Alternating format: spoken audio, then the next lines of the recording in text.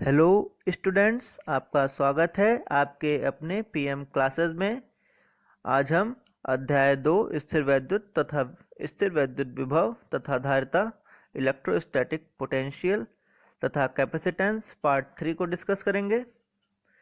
अगर आपने अध्याय 2 के पार्ट 1 और 2 को अभी तक नहीं देखा है तो प्लीज़ पहले उन्हें देख लें, जिससे कि पार्ट 3 आपको अच्छे से समझ में आ जाए। पार्ट 2 में हमने विद्युत द्विध्रुव की अक्षीय स्थिति में किसी बिंदु पर विद्युत विभव ज्ञात करना सीखा था। आज हम विद्युत द्विध्रुव यानी कि इलेक्ट्रिक डाइपोल की निरक्षीय स्थिति में किसी बिंदु पर विद्युत विभव ज्ञात करना सीखेंगे।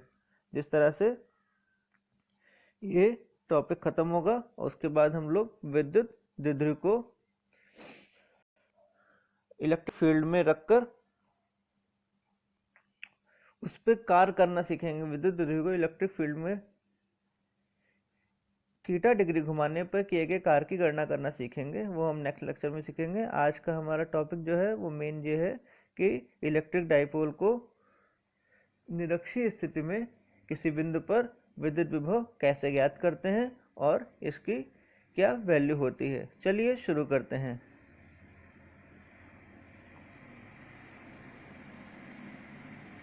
देखिए, सर्वप्रथम हम लोग एक इलेक्ट्रिक डाइपोल ले लेते हैं।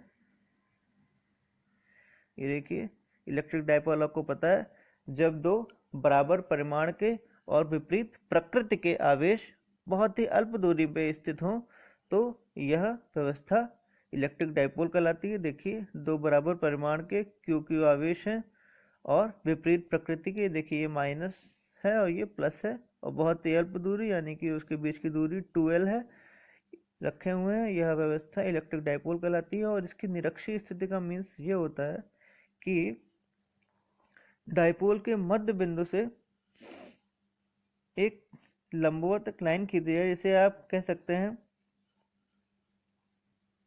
कि मध्य बिंदु से आपने एक लंब डाल दिया और उस लंब पे जो पॉइंट होंगे वो पॉइंट किस स्थिति में होंगे? निरक्षीय स्थिति में होंगे। ठीक है, ठीक है। तो इस तरह से हमने एक पॉइंट ले लिया C। इस पॉइंट पे हमको इस इलेक्ट्रिक डाइपोल के कारण विद्युत विभव की गणना करनी है।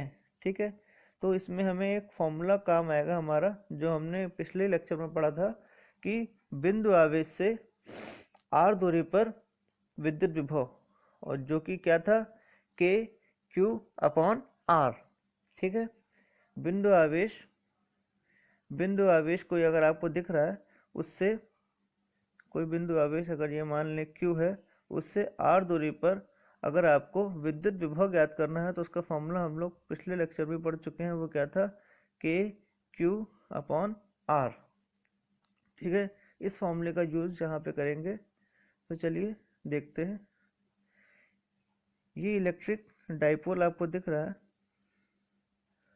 अब इस पॉइंट पे हमको विद्युत विभव यानी कि इलेक्ट्रिक पोटेंशियल की गणना करनी है।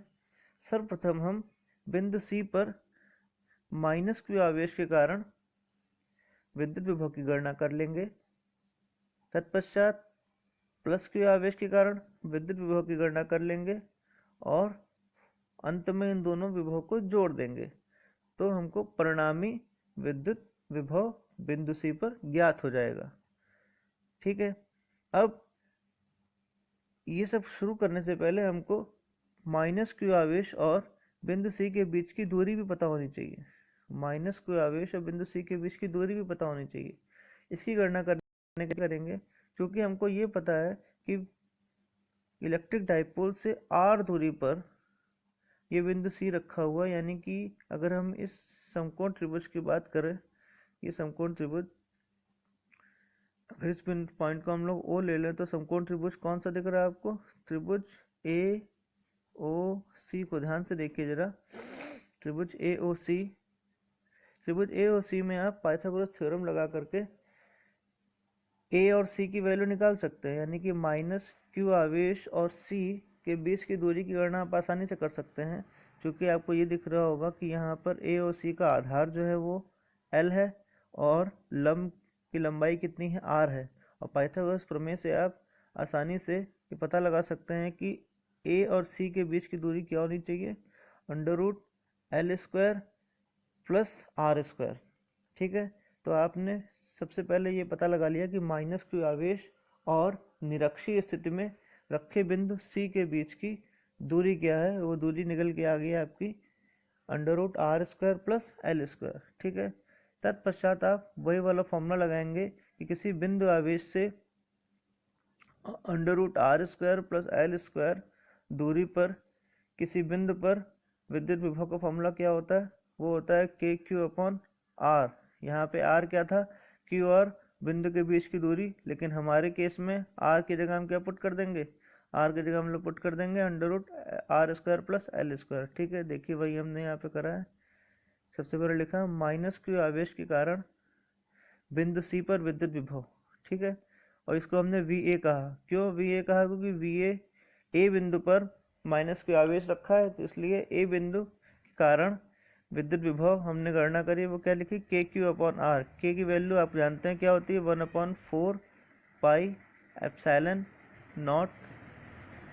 ठीक है, और Q की जगह हमने -q रखा, -q आवेश के कारण विद्युत विभव निकाल रहे हैं। और R जो की वैल्यू होती है किसकी, Q और जिस बिंदु पे विभव निकालना है उसके बीच की दूरी। तो जिस Q और जिस बिंदु पे विभव निकालना है उसके बीच की दूरी जो थी वो कितनी थी, √r² प्लस L²। वो हमने यहाँ पुट कर दी।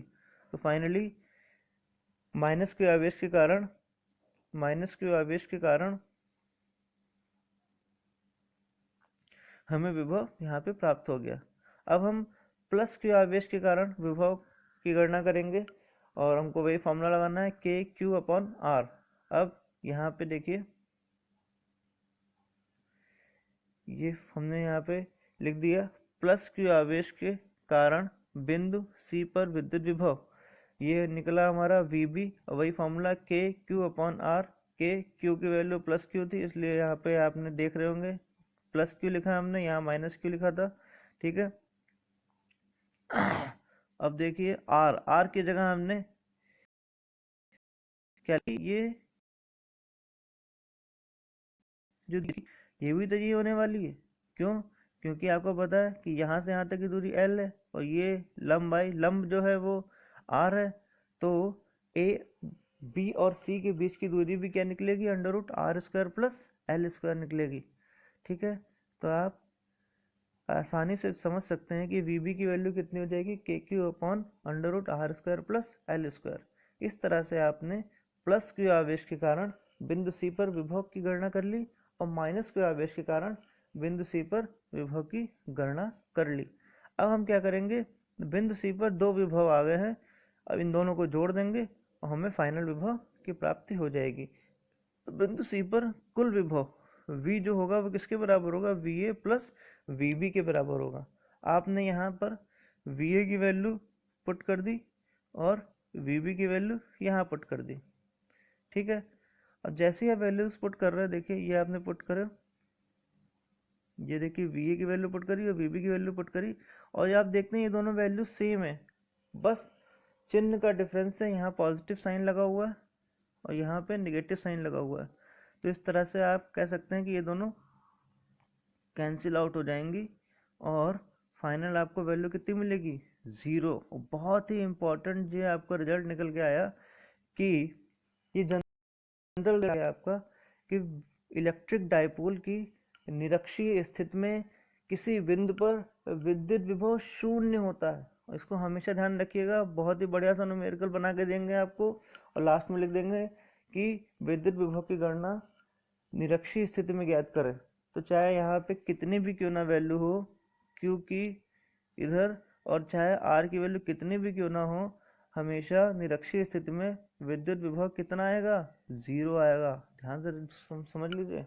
अभी हम न्यूमेरिकल देंगे आपको, चाहे कितनी भी आपसे कहा जाए कि एक विद्युत विभव, एक इलेक्ट्रिक डाइपोल पर 5 कूलाम आवेश का इलेक्ट्रिक डाइपोल है, +5 कूलाम और -5 कूलाम से इलेक्ट्रिक डाइपोल बना हुआ है, उससे 10 सेंटीमीटर की निरक्षीय स्थिति में विद्युत विभव की गणना करो तो V बराबर 0, चाहे यहाँ पे वैल्यू कुछ भी हो, यहाँ पे वैल्यू कुछ भी हो, यहाँ की वैल्यू कुछ भी हो, V हमेशा निरक्षीय स्थिति में क्या होने वाला है, शून्य। तो अच्छे ध्यान रखिएगा, बहुत अच्छा रिजल्ट है और बहुत ही बढ़िया से न्यूमेरिकल इस पर आते हैं। तो इस रिजल्ट को ध्यान रख के आप बड़ी ही आसानी से उन न्यूमेरिकल्स को कर सकते हैं। आप कहेंगे चूंकि इलेक्ट्रिक डायपोल की निरक्षीय स्थिति में विद्युत विभव हमेशा शून्य होता है, अतः दी गई स्थितियों के अनुसार निरक्षीय स्थिति में विद्युत विभव शून्य होगा और न्यूमेरिकल को समाप्त कर सकते हैं। चलिए, आशा करता हूँ आपको सब स्पष्ट हुआ होगा। अगर कोई भी समस्या है तो आप मुझे कमेंट कर सकते हैं, मुझे मैसेज कर सकते हैं। इसी के साथ मैं इस कक्षा को समाप्त करता हूँ। धन्यवाद।